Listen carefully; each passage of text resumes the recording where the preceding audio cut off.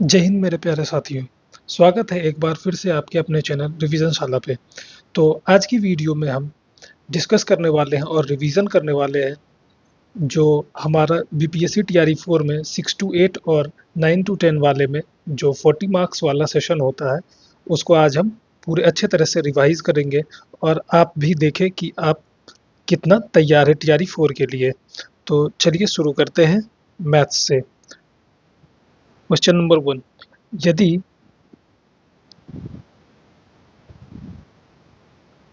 यदि x is equal to x plus two root two होता है तो under root x minus one by under root x का मान क्या होगा।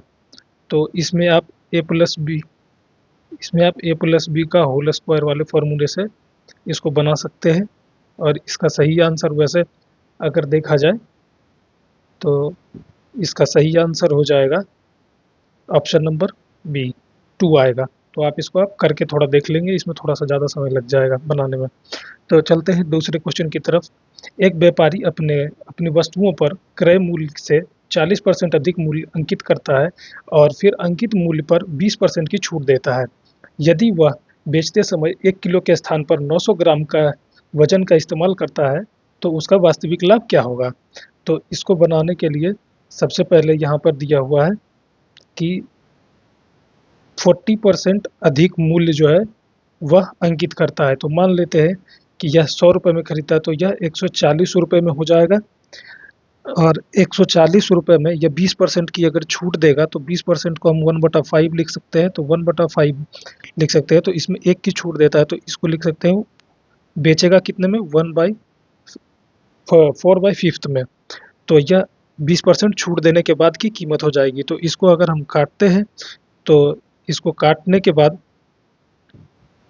ये कितने से कट जाएगा, यह 5 9 10 और ये 5 8 40, ये हो जाएगा 28 बार में। और 28 इंटू 4 कर देंगे तो यह ऐसे ही इस तरह से बनते चला जाएगा और जितना आएगा उस तरह से फिर हम उसको परसेंट में बदल देंगे तो यह लगभग 24.4% आता है। चलते हैं नेक्स्ट क्वेश्चन की तरफ। दो रेलगाड़ियों जिनकी लंबाई क्रमशः 200 मीटर 120 मीटर और 180 मीटर है, विपरीत दिशाओं में समांतर पटरियों पर चल रही है। उनकी गति क्रमशः 50 किलोमीटर और 58 किलोमीटर प्रति घंटा की है। वे एक दूसरे को पार करने में कितना समय लेगी। तो यहाँ पर दिया हुआ है, सबसे पहले यहाँ पर डिस्टेंस दिया हुआ है तो यह डिस्टेंस को हम जोड़ लेंगे। तो इनको जोड़ने के बाद आ जाएगा 300 मीटर।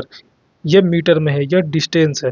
और अगर स्पीड की बात करें तो स्पीड इसमें तो फिर रिलेटिव स्पीड लगेगा। तो रिलेटिव स्पीड में भी हम अगर एक दूसरे के विपरीत जब आती है, विपरीत दिशाओं से जब आती है समांतर पटरी पर तो ये इसका स्पीड जुड़ जाता है। तो इसका जुड़ने के बाद यह 108 किलोमीटर प्रति घंटा में आ जाएगा। तो किलोमीटर घंटा को हम जब इसको कन्वर्ट करेंगे तो मीटर पर सेकंड में, तो यह 5/18 होगा। ये इसको 6 बार से काट सकते हैं, 6×5 = 30। 30 बार में यहाँ पर हो जाएगा 30 मीटर पर सेकंड। और अगर पूरा इसका देखा जाए कि ये समय कितना लगेगा तो टाइम बराबर हो जाएगा डिस्टेंस कितना था, डिस्टेंस बटा ये स्पीड 30 था।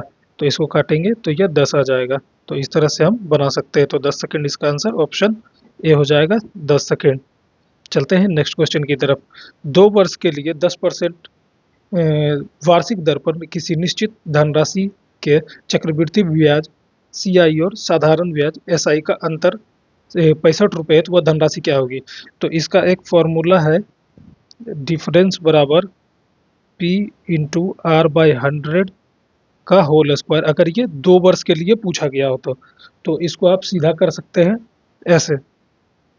तो इस पर सीधे फार्मूला पर हम पुट कर देंगे 65 दिया हुआ है डिफरेंस और पी नहीं पता है और 10% का 1/10 करेंगे तो और इसका अगर स्क्वायर करेंगे तो 1/100 हो जाएगा।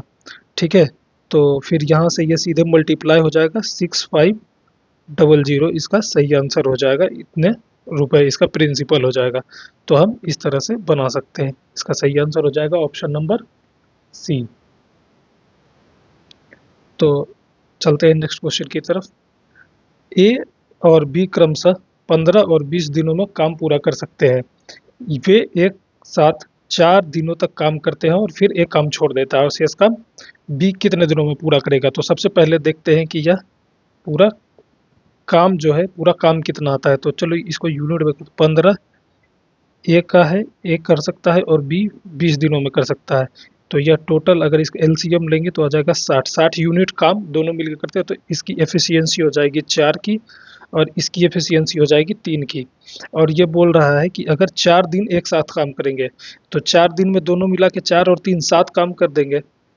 मतलब 4 3 7 के एफिशिएंसी से काम करेंगे 4 दिनों तक, तो 7 चौक 28 काम कर देंगे। तो 28 यूनिट काम अगर इसमें घटाएंगे तो ये हो जाएगा 32। और 32 काम शेष रह जाता है और 4 दिन तक ये काम करके छोड़ दिया और 32 काम बच जाता है। तो 32 काम बी कितने दिनों में पूरा करेगा। तो बी की एफिशिएंसी 3 है, तो 3 से इसको काटेंगे 10 10 और बच जाएगा 2:3। तो इसका सही आंसर हो जाएगा सी। तो अगर आपको क्वेश्चंस का लेवल सही लग रहा है और आपको वीडियो अगर पसंद आ रहा है तो वीडियो को लाइक करें। और ऐसे ही बहुत सारा क्वेश्चंस आएंगे, सारे ही क्वेश्चंस को इसमें इंक्लूड किया गया है। ऐसा नहीं है कि सिर्फ इसमें मैथ्स है, रीजनिंग और बाकी सारे जीके जीएस भी इसमें इंक्लूडेड है।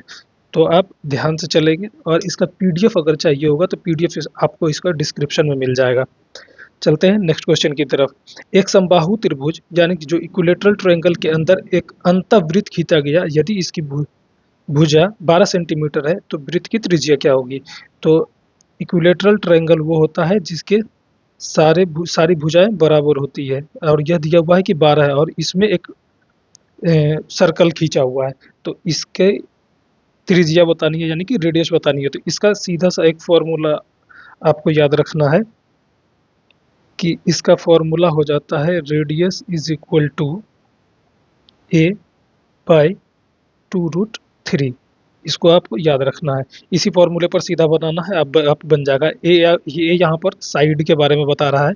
तो साइड हमारे पास दिया हुआ है 12 और 2√3। इसको ऐसा करेंगे तो 2 से इसको काटेंगे 6 बार में, तो यह हो जाएगा 6/√3 इसका आंसर। लेकिन इसका आंसर में जो है 6/√3 नहीं दिया हुआ है, मतलब नीचे में कुछ भी नहीं है। तो इसको हटाने के लिए हम इसको 6 को लिख सकते हैं 2 इंटू √3 इंटू √3।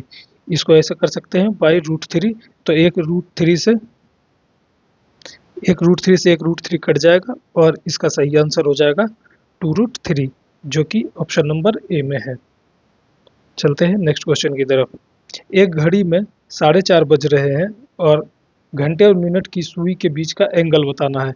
तो इसको आप थोड़ा बना के कर लेंगे ऐसे। एक एंगल यहाँ पे आएगा और एक यहाँ पे आएगा, ये लगभग 45 डिग्री बनाते हैं। इसको आप बना के देख लेना। चलते हैं नेक्स्ट क्वेश्चन की तरफ। दो संख्याओं का अनुपात 3:4 है और उनका HCF 4 दिया हुआ है, तो उनका LCM बताना है।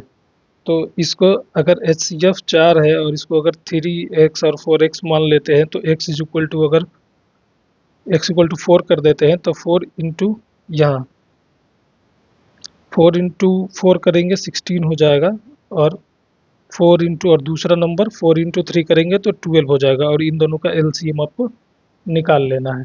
तो इसका लोएस्ट कॉमन फैक्टर हो जाएगा 48। चलते हैं नेक्स्ट क्वेश्चन की तरफ। वर्तमान में पिता की आयु पुत्र की आयु की 3 गुनी है। तो प्रेजेंट में बोला गया है कि बेटे की आयु अगर 1 वर्ष है तो इसकी 3 है, एक हो गया। और उसके बाद चलते हैं 10 वर्ष के बाद पिता की आयु पुत्र की आयु की 2 गुनी हो जाएगी। तो 10 वर्ष के बाद का बोला जा रहा है कि अगर पिता की आयु बेटे की आयु 1 है तो पिता की आयु 2 हो जाएगी, दुगनी हो जाएगी। तो इसका डिफरेंस पहले से दिया हुआ है कि 10 है, ठीक है, 10 ईयर है जो कि पहले से दिया हुआ है। तो इसमें आप बहुत सारे फार्मूला से बना सकते हैं, लेकिन मुझे ये ज़्यादा पसंद है तो मैं इसी तरीके से बनाता हूँ। यहाँ पर देखिए डिफरेंस 1 और 3 का डिफरेंस 3 का आ रहा है, लेकिन यहाँ नीचे का 2 आ रहा है। तो डिफरेंस बराबर करेंगे क्योंकि जितना अनुपात में अभी हमें आगे चल के अनुपात कभी भी बदलता नहीं है। तो इसमें नीचे में 3 मल्टीप्लाई करेंगे, 3 मल्टीप्लाई करेंगे तो यह हो जाएगा 3 और ये हो जाएगा 6। और इसी तरह से अगर ऊपर में हम मल्टीप्लाई कर लेते हैं 2 से तो यह हो जाएगा 2 साल और ये हो जाएगा 6 साल। तो यहाँ पर देख सकते हैं आप कि इन दोनों का डिफरेंस 1 यूनिट आ रहा है पहले में और अभी में। अगर 1 यूनिट का डिफरेंस है, 1 यूनिट अगर 10 को रिप्रेजेंट कर रहा है, तो वैसे ही पिता की अगर वर्तमान आयु पूछी जा रही है तो पिता की वर्तमान आयु 3 यूनिट है, 3 इंटू 10 कर देंगे, यहाँ हो जाएगा 30 साल। इसका सही आंसर। चलते हैं नेक्स्ट क्वेश्चन की तरफ। दिए गए क्रम में अगला पद ज्ञात करें। तो अगला पद इसमें ज्ञात करना है, रीजनिंग का सवाल है। 2, 5, 11, 23 और 47। तो इसको कैसे बना सकते हैं? तो इसमें सीधा सीधा हम लगा सकते हैं कि 2 दूनी 4 1 5, मतलब 2 इंटू 2 + 1 इंटू 2 + 1 कर सकते हैं। 5 इंटू 2 +1 ऐसा करके बना सकते हैं। तो इसमें वैसे ही आ जाएगा 95। आप करके कर लेना। चलते हैं नेक्स्ट क्वेश्चन की तरफ। यहाँ से जनरल साइंस के क्वेश्चन शुरू होते हैं। तो जनरल साइंस के क्वेश्चन चल के देखते हैं क्या है। प्रकाश संश्लेषण यानी फोटोसिंथेसिस के संदर्भ में विचार करें। तो इसमें उसमें सौर ऊर्जा का रासायनिक ऊर्जा में रूपांतरण होता है। पहला, इसमें कार्बन डाइऑक्साइड यानी CO2 का ऑक्सीकरण होता है और जल का अपचय होता है। अब इसमें उपर्युक्त में से कौन सा कथन सत्य है? अब सही बताना है कि इन दोनों में कौन सा सही है।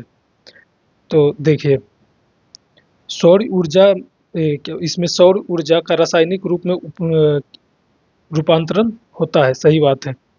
और इसमें जो दिया हुआ है कि कार्बन डाइऑक्साइड का जो है ऑक्सीकरण होता है और जल का अपचय होता है, यह उल्टा लिखा हुआ है। इसको आप ध्यान देंगे, इसको उल्टा लिख दिया है।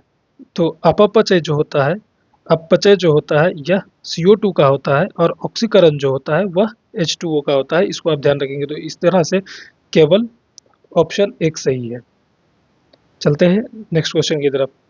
किसी व्यक्ति के को पास की वस्तुएं स्पष्ट दिखाई देती है लेकिन दूर की वस्तुएं धुंधली दिखाई देती है। इस दृष्टि दोष इस दृष्टि दोष और उसके निवारण के बारे में सही कथन चुनें।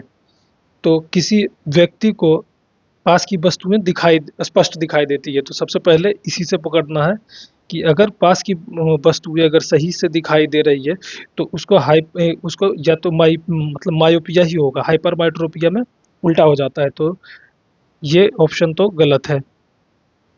और दूसरा, चलिए यहाँ पर एक ए और सी हो सकता है। लेकिन दूर की वस्तुएं धुंधली दिखाई देती है और इसका निवारण अगर मायोपिया, अगर निकट क्या बोलते हैं, अगर मायोपिया होता है तो उसमें अवतल लेंस का यूज किया जाता है, ना कि उत्तल लेंस का। तो इसका सही आंसर ऑप्शन नंबर सी हो जाएगा। मायोपिया है और उसका निवारण अवतल लेंस होगा। तो आप क्वेश्चन का लेवल देख सकते हैं कि किस तरह का लेवल है। और इसी तरह का क्वेश्चन एकदम लगातार 40 तक है। आप एकदम बिल्कुल बने रहें और अपना जो भी होता है, जो भी आपको आ रहा है नंबर, वो आप कमेंट में बता सकते हैं कि कि कितना नंबर आ रहा है। और आप खुद की तैयारी को चेक कर सकते हैं कि कितना आप तैयार है। निम्नलिखित में से कौन से हार्मोन मानव शरीर में रक्त शर्करा यानी कि ब्लड शुगर के स्तर को नियंत्रित करने में मुख्य भूमिका निभाता है? तो यहाँ पर option A insulin, B glucose, C adrenaline. तो इसका आंसर आप लगाएंगे। इसका आंसर होगा उपयुक्त में एक से अधिक। एक से अधिक क्यों होगा? क्योंकि इंसुलिन भी है, इंसुलिन भी ब्लड शुगर लेवल का स्तर को नियंत्रित करता है और ग्लूकोन जो है यह भी ब्लड शुगर लेवल को ऊपर नीचे कर सकता है। तो इस तरह से हम ऑप्शन डी लगाएंगे, उपयुक्त में से एक में से अधिक। चलते हैं नेक्स्ट क्वेश्चन की तरफ। ध्वनि तरंग यानी साउंड वेव के बारे में कौन सा कथन असत्य है? तो इसमें असत्य कथन का चयन करना है। इसको आप बढ़िया से देखेंगे कि इसमें असत्य कथन का चयन करना है। तो चलिए देखते हैं। ध्वनि की तरंगे अनुदैर्घ्य यानी कि लॉन्गिट्यूडनल तरंगे है। तो यह बात तो सही है कि यह लॉन्गिट्यूडनल तरंगे हैं। ध्वनि निर्वात में यात्रा नहीं कर सकती है। तो यह बात भी सही है कि यह निर्वात में नहीं कर सकती है। ध्वनि की गति गैसों की तुलना में ठोस में सबसे कम होती है। तो ऐसा ये एकदम बिल्कुल गलत है, क्योंकि ठोस में ज़्यादा होती है। ठोस में यह और भी स्पीड से ट्रैवल करती है, ना कि गैस में। गैस के मुकाबले में यह ठोस में ज़्यादा जोर से ट्रैवल कर सकती है। तो इसको आप ध्यान रखेंगे। तो इसका इसका भी सही आंसर हो जाएगा उपयुक्त में से एक से अधिक। सॉरी, असत्य कथन इसमें चयन करना था। देखिए, यही कंफ्यूजन होता है, और एग्जाम में हम जान के भी गलती कराते हैं। तो देखिए, असत्य कथन का चयन करना था, तो इसमें असत्य जो है ऑप्शन नंबर सी है। ऑप्शन नंबर सी असत्य है। चलते हैं नेक्स्ट क्वेश्चन की तरफ। मानव शरीर में कोशिकाएं के संदर्भ में निम्नलिखित में से मिलान करें। तो ये आपका बायोलॉजी का क्वेश्चन एक और। तो इसमें माइटोकॉन्ड्रिया जो है पावर ऑफ द सेल कहते हैं इसको। लाइसोसोम लाइसोसोम आत्महत्या की थैली कहते हैं इसको। और राइबोसोम प्रोटीन संश्लेषण, ऐसे इसको आप मिला सकते हैं। राइबोसोम का काम है प्रोटीन का संश्लेषण करना। तो इसका सही आंसर हो जाएगा 1 सी, ए और बी। सी, ए और बी, ऑप्शन नंबर ए सही आंसर होगा। चलते हैं नेक्स्ट क्वेश्चन की तरफ। नेक्स्ट क्वेश्चन में है कि निम्नलिखित में से कौन सा धातु या अधातु कमरे के तापमान रूम टेम्परेचर पर तरल यानी कि लिक्विड अवस्था में पाई जाती है। तो लिक्विड अवस्था में कौन सी पाई जाएगी? धातु और अधातु दोनों के बारे में पूछा हुआ है कि बताइए धातु और अधातु कौन सी रूम टेम्परेचर पर लिक्विड में पाई जाती है। तो पारा, पारा सही बात है, पारा पाई जाती है। और ब्रोमीन, ब्रोमीन एक नन मेटल है, और यह भी पाई जाती है लिक्विड स्टेट में। और गैलियम नहीं, गैलियम नहीं, इस मतलब इसका आंसर हो जाएगा उपयुक्त में से एक में से अधिक, ऑप्शन नंबर डी। पारा जो कि हमारा जो है मेटल होता है, और ब्रोमीन नॉन मेटल है। दोनों ही रूम टेम्परेचर पर लिक्विड स्टेट में पाई जाती है। चलते हैं नेक्स्ट क्वेश्चन की तरफ। निम्नलिखित में से कौन सा पादप हार्मोन यानी कि प्लांट हार्मोन पौधों की वृद्धि रोकने रोकने ग्रोथ इनहिबिटर के रूप में काम करती है? तो यह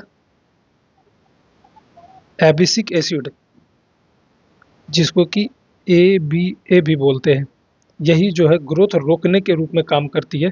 बाकी ऑक्सीलिन और गिलेबिलिन, यह दोनों प्लांट को बढ़ने में मदद करती है। इसको आप ध्यान रखेंगे। क्वेश्चन नंबर 17 का सही आंसर हो जाएगा ऑप्शन नंबर सी। चलते हैं नेक्स्ट क्वेश्चन की तरफ। क्वेश्चन नंबर 18, बायोगैस और सीएनजी में मुख्य रूप से कौन सी गैसें पाई जाती है?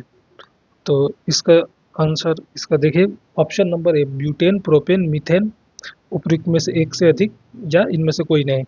तो यह होता है एक मीथेन, जो कि दोनों में पाया जाता है। और इसको CH4 भी लिखते हैं, ऐसे भी आ सकता है, तो इसको भी आप ध्यान रखेंगे। चलते हैं नेक्स्ट क्वेश्चन की तरफ। क्वेश्चन नंबर 19, न्यूटन के गति के नियमों के संदर्भ में कौन सा सुमेलित नहीं है?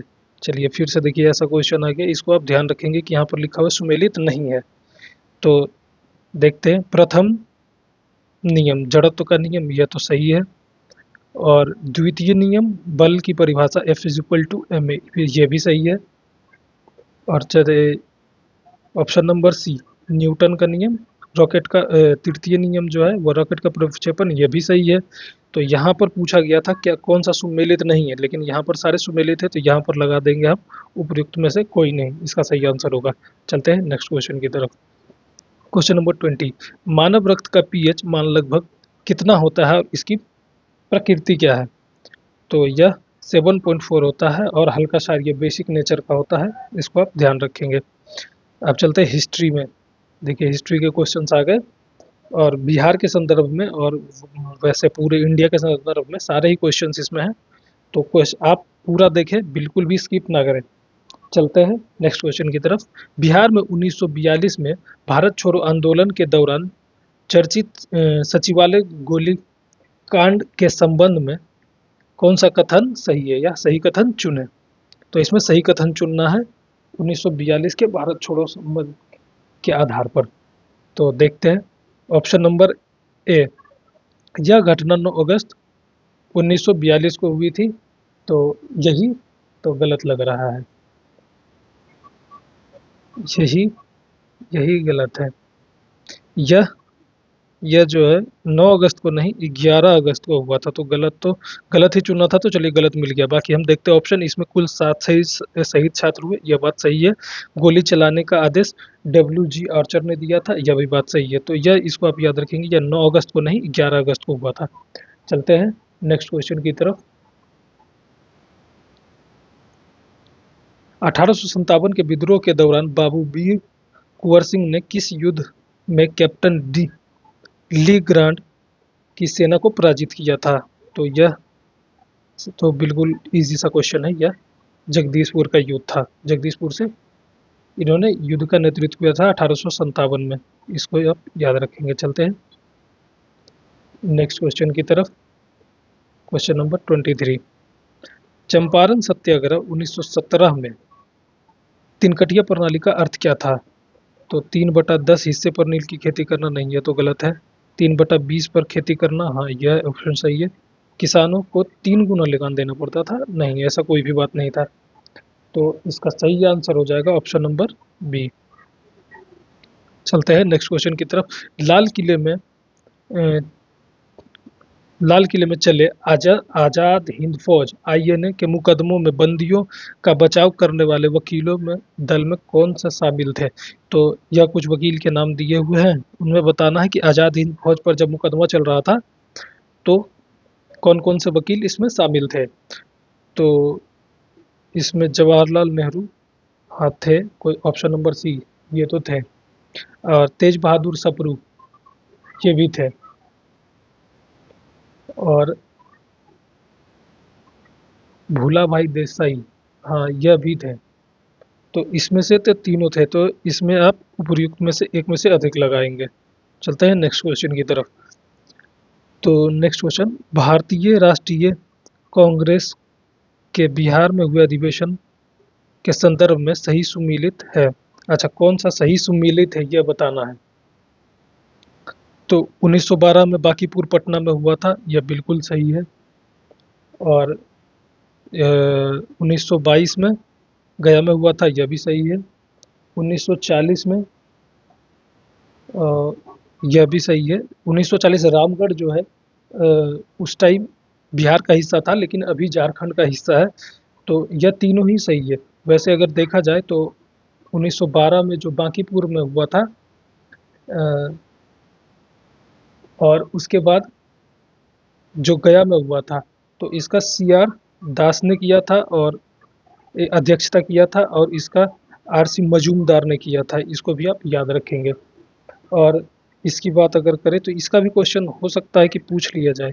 तो इसको भी आप याद रखेंगे कि अबुल कलाम आज़ाद जो थे, उन्होंने इसकी अध्यक्षता की थी, क्योंकि बिहार उस टाइम अलग नहीं हुआ था, मतलब झारखंड अलग नहीं हुआ था।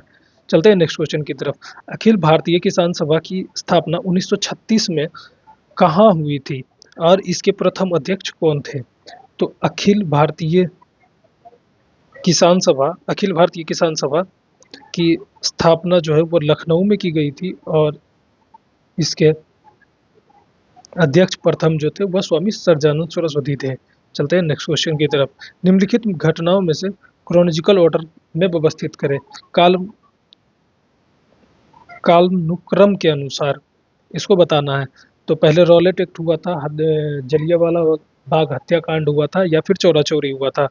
तो रॉलेट एक्ट 1919 में ही हुआ था, और जलियांवाला बाग भी 1919 में, क्योंकि इसी के आने के बाद जलियांवाला बाग हत्याकांड हुआ था। और चौरी चौरा कांड लगभग 21-22 के 1921-22 के आसपास में हुआ था, जिसके कारण गांधी जी ने असहयोग आंदोलन वापस लिया था। तो चलते हैं, सबसे पहले तो रॉलेट एक्ट ही आएगा, तो एक ही ऑप्शन में है, तो ये आंसर इसका सही होगा। चलते हैं नेक्स्ट क्वेश्चन की तरफ। भारत छोड़ो आंदोलन के दौरान जयप्रकाश नारायण अपने साथियों के साथ किस जेल की दीवार फांदकर फरार हो गए थे? तो यह हजारीबाग सेंट्रल जेल, दिवाली का टाइम था, इसको आप याद रखेंगे, दीपावली के टाइम पर ही यह जेल कूदकर भाग निकले थे। तो और अगर डेट पूछा था तो यह 9 नवंबर का था, 9 नवंबर 1942। इसको भी आप याद रख सकते हैं। ऐसा भी क्वेश्चन मतलब स्टेटमेंट वाइज अगर आएगा तो ऐसा क्वेश्चन भी पूछ लिया जाता है। चलते हैं नेक्स्ट क्वेश्चन। तो सत्यशोधक समाज की स्थापना किसने और किस उद्देश्य से की थी? तो इसका सही आंसर आप लगाएंगे। इसका सही आंसर होगा ज्योतिबा फूले। ज्योतिबा फूले। तो सत्यशोधक समाज की स्थापना ज्योतिबा फूले ने की थी और इसका उद्देश्य था ब्रह्मवादी आधिपत्य के खिलाफ निम्न जातियों के लिए सुधार के लिए, ऐसा इनका उद्देश्य था। चलते हैं नेक्स्ट क्वेश्चन की तरफ। ब्रिटिश शासन के दौरान भारत में धन निष्कासन का सिद्धांत सबसे पहले किसने दिया था? तो यह दादा भाई नेहरू ने दिया था। इनको हम ग्रेट ग्रैंड ओल्ड मैन के नाम से भी जानते हैं और इन्होंने एक पुस्तक लिखी थी जिसका नाम था poverty and un British rule in India. इसको आप याद रखेंगे, poverty and un British rule in India. चलते हैं नेक्स्ट क्वेश्चन की तरफ। भारतीय संविधान के राज्य के नीति निर्देशक तत्व डीपीएसपी के संबंध में निम्नलिखित में से कौन सा अनुच्छेद सही सुमेलित नहीं है? तो अनुच्छेद 40 ग्राम पंचायतों का गठन, यह बिल्कुल सही है। अनुच्छेद 44 नागरिकों के लिए समान नागरिक संहिता, यह भी सही है। अनुच्छेद 50 अंतर्राष्ट्रीय शांति, अंतर्राष्ट्रीय शांति नहीं, यह गलत है। यह अंतर्राष्ट्रीय शांति और सुरक्षा की अभिवृद्धि जो है यह अनुच्छेद 51 में दिया गया है, अनुच्छेद 50 में नहीं। इसका मतलब सही सुमेलित नहीं है यहाँ पर पूछ रहा है, तो इसका हो जाएगा ऑप्शन नंबर सी, अनुच्छेद 50। और अनुच्छेद 50 की अगर बात करें तो अनुच्छेद 50 में लिखा हुआ है ये न्यायपालिका और कार्यपालिका के पृथकीकरण से, मतलब जो अलग अलग है उसके बारे में बताया गया है। Next question. बिहार के अपवाह तंत्र ड्रेनेज सिस्टम के बारे में कौन सा कथन असत्य है? तो गलत का चयन यहाँ पर करना है। तो गंडक नदी को नेपाल में नारायणी नदी के नाम से जाना जाता है, बिल्कुल सही। कोसी नदी को बिहार के कटिहार जिले के पास आकर मिलती है, यह भी कथन सत्य है कि कटिहार के पास आके मिलती है। सोन नदी का उद्गम अमरकंटक के पठार से होता है और यह दानापुर के पास आके गंगा में मिलती है, यह भी सही है।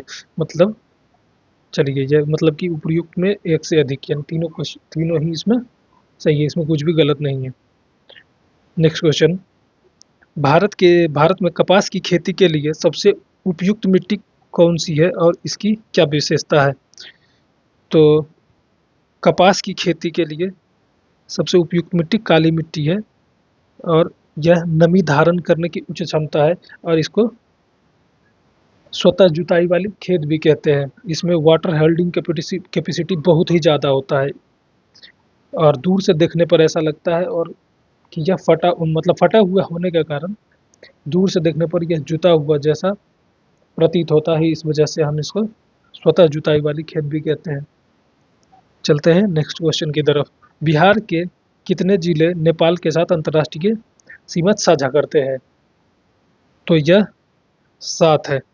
तो अगर पूछ लिया जाए कभी कि कौन कौन सा है, तो यह है पूर्वी चंपारण, पश्चिमी चंपारण और मधुबनी, अररिया, सुपौल, किशनगंज और एक सीतामढ़ी। इतना 7 हो गए, 1 2 3 4 5 6 7। हाँ, यही सातों है जो कि अंतर्राष्ट्रीय सीमा बिहार के जो जिले हैं वह साझा करते हैं। चलते हैं नेक्स्ट क्वेश्चन की तरफ। संसद के दोनों सदनों का संयुक्त बैठक ज्वाइंट सिटिंग किस अनुच्छेद के तहत बुलाई जाती है और इसकी अध्यक्षता कौन करता है?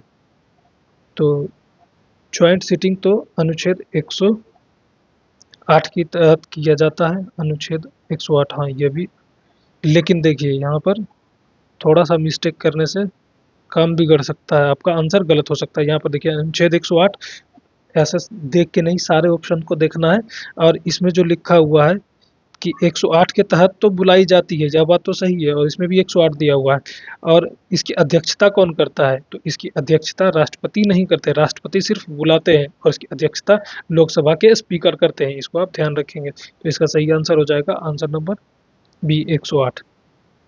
नेक्स्ट क्वेश्चन, भारतीय संविधान में मौलिक कर्तव्य यानी कि फंडामेंटल ड्यूटीज को किस समिति के सिफारिश पर लिया गया था?